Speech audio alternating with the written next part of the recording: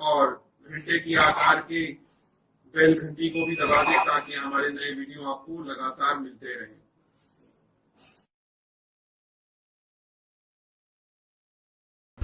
नमस्कार दोस्तों, धर्म रहस्य चैनल पर आपका एक बार फिर से स्वागत है। कामरूप में अनुरागिणी क्षीण साधना अभी भाग 2 आप जान चुके हैं। अब जानते हैं भाग 3 में आगे क्या मनोहर के साथ में घटित हुआ था। मनोहर अपने गुरु से कहता है किस प्रकार से मेरी काम परीक्षा हुई थी। इस पर गुरु कहते हैं कि वहां पर रोज रति क्रिया होती है। यौवन सुख को जब मनुष्य देखता है तो उसके पीछे उसके हृदय में लालसा जागती है। यह लालसा उसे पतित कर देती है। इसके अलावा तुम्हें साधना के लिए जो आवश्यक सामग्री चाहिए थी वह भी केवल ऐसे ही स्थान से मिलती है। इसी कारण से मैंने तुम्हें वहां पर भेजा था। काम सुख के आनंद में न फंसते हुए तुमने यह साबित किया है कि तुम इस साधना के योग्य हो, क्योंकि अनुरागिणी काम सुख प्रदान करने वाली सर्वोत्तम देवी मानी जाती हैं। अब तुम्हें इनकी साधना के लिए आगे बढ़ना चाहिए। इस पर मनोहर कहता है, गुरुदेव, साधनाओं को करने के लिए उनसे कोई संबंध बनाना पड़ता है। मैं किस रूप में इस देवी की आराधना करूं? गुरुदेव कहते हैं, यद्यपि मां, बहन, पत्नी, प्रेमिका, मित्र, इन सभी रूपों में इन शक्तियों की उपासनाएं होती हैं, किंतु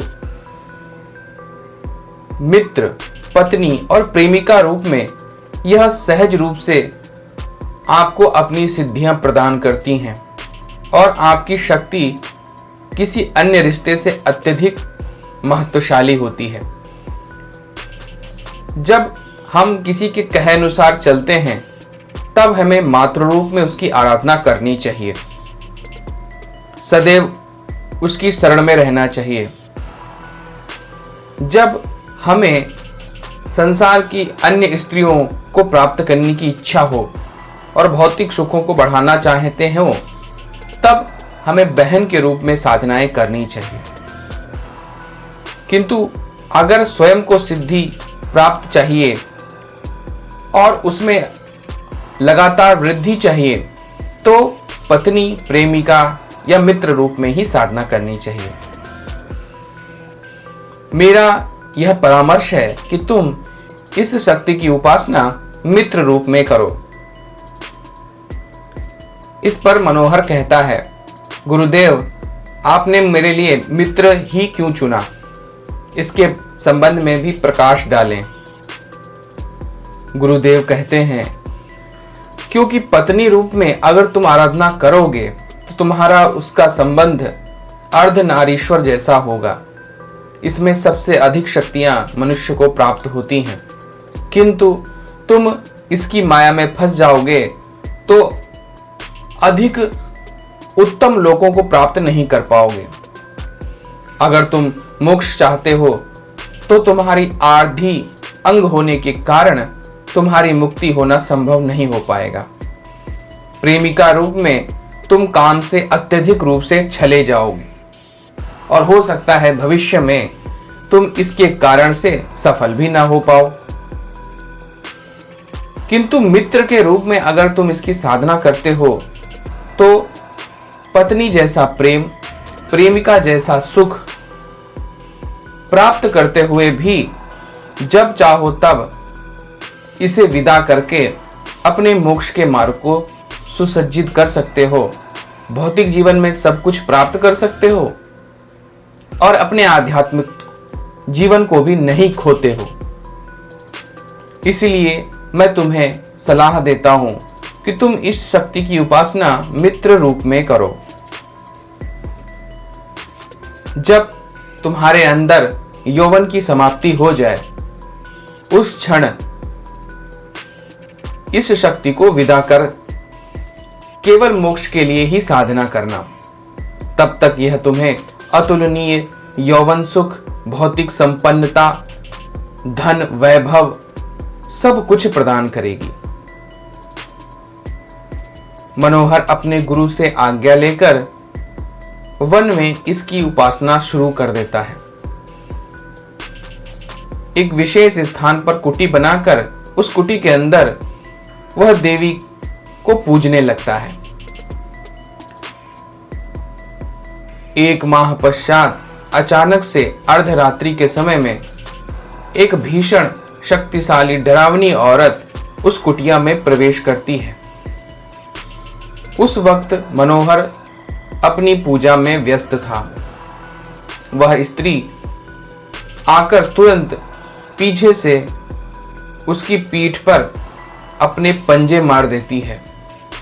दर्द से कराहता हुआ मनोहर अपनी साधना में अडिग रहता है, क्योंकि गुरु के निर्देशानुसार साधना में और साधना के दिनों में साधना बीच में किसी भी प्रकार से नहीं छोड़नी चाहिए। चाहे कैसी भी परिस्थितियां आ जाएं, तभी सिद्धि की प्राप्ति होती है, अन्यथा सिद्धियां साथ छोड़ जाती हैं। यहां पर भी मनोहर के साथ अब वह शक्तिशाली स्त्री जो भयंकर राक्षसी थी, उसकी परीक्षा ही शायद ले रही थी। अब की बार उसने इसकी गर्दन पर अपने दांत गड़ा दिए और मनोहर का रक्त बहने लगा। वह मनोहर का रक्त चाटने लगी। डर और भय से कांपता हुआ मनोहर मन ही मन गुरुदेव को याद करते हुए तीव्रता से मंत्रों का उच्चारण करने लगा। किसी भी प्रकार से उसे अपनी साधना पूरी करनी थी।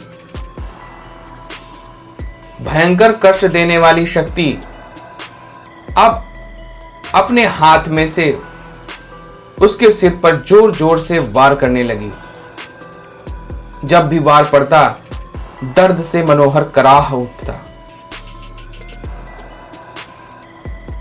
उसके मुंह से मंत्र निकलने भी मुश्किल हो जाते, लेकिन फिर भी उसने अपनी साधना को नहीं त्यागा। अब वह स्त्री सामने आकर खड़ी हो गई और कहने लगी, अपनी उपासना छोड़ दो, मुझे एक बार देखो। सामने मनोहर अपनी बंद आंखों से उसे देख पा रहा था। वह एक अत्यंत ही रूपवती स्त्री के रूप में नग्नावस्था में प्रकट हो गई थी। वह कहने लगी, क्यों इस भरी यौवन को पूजा पाठ जैसी बेकार चीजों में व्यर्थ कर रहे हो? आओ, काम सुख प्राप्त करो। यह कहते हुए वह उसकी गोद में चढ़ गई और उसके शरीर के साथ रति क्रिया करने की कोशिश करने लगी।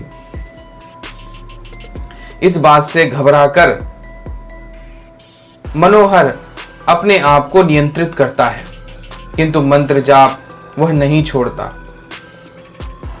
यह शक्ति उसे कहां से मिल रही थी कि वह काम को परास्त कर रहा था? इसका कारण था गुरुदेव का वैशाली के पास उसे भेजना। उसने अपने हृदय को पूरी तरह से नियंत्रित कर रखा था।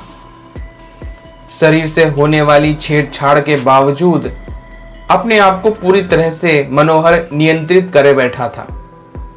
धीरे धीरे करके वह समय भी आ गया जब उसने अपने आखिरी मंत्र का उच्चारण किया। तभी वहां पर तीव्र प्रकाश हुआ। अनुरागिणी साक्षात रूप में वहां पर खड़ी थी। मुस्कुराती हुई अनुरागिणी ने कहा, मैं तुम्हारी तपस्या से संतुष्ट हूं। मेरे हर प्रकार के प्रलोभनों से तुम बच गए। मैं तुम्हें अब प्राप्त करना चाहती हूं। मेरे अंदर तुम्हें प्राप्त करने की तीव्र इच्छा हो गई है। मनोहर कहता है, मैं आपको अपनी मित्र के रूप में स्वीकार करता हूं। इस पर अनुरागिणी ने कहा, पर किंतु मैं तो आपको अपना स्वामी और पति ही मानती हूं। और सभी सुख मैं आपको प्रदान करूंगी।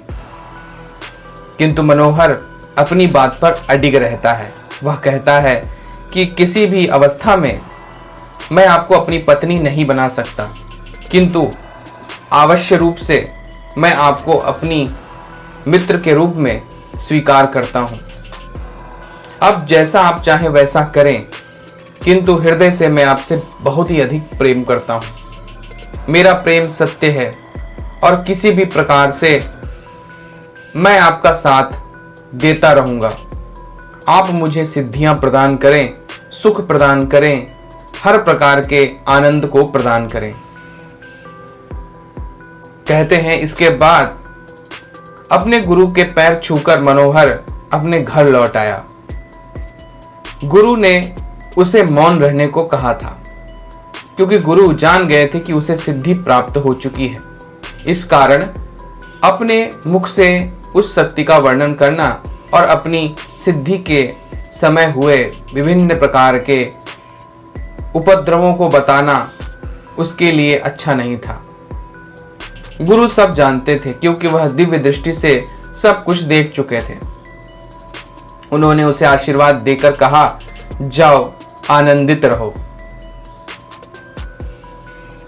अनुरागिणी के साथ अब मनोहर जब तक कि वह बूढ़ा नहीं हो गया सुखपूर्वक रहता रहा।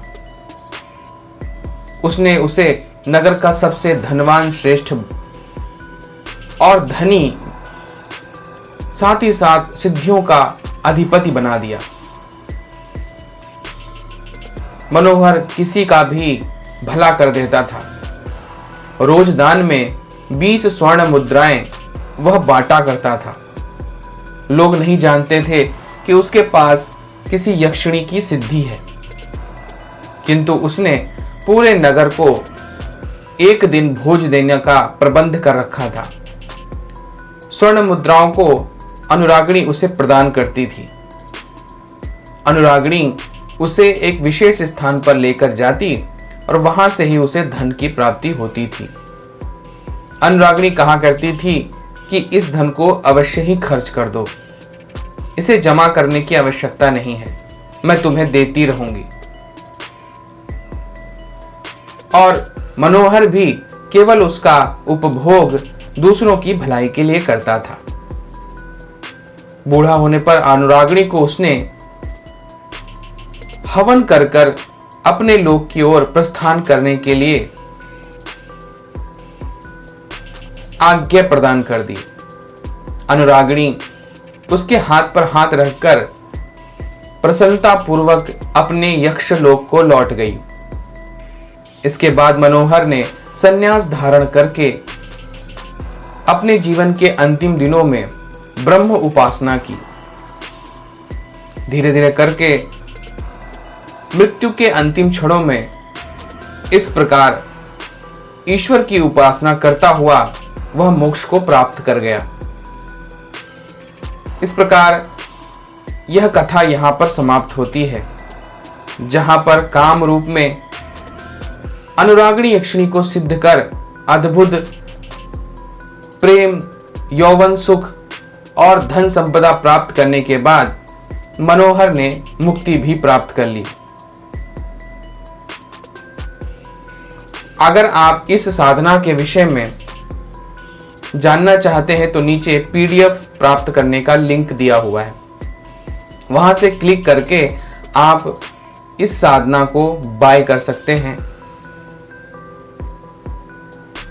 अगर आपको ये कहानी पसंद आई है तो लाइक करें, शेयर करें, सब्सक्राइब करें चैनल को अगर चैनल पर नए हैं तो।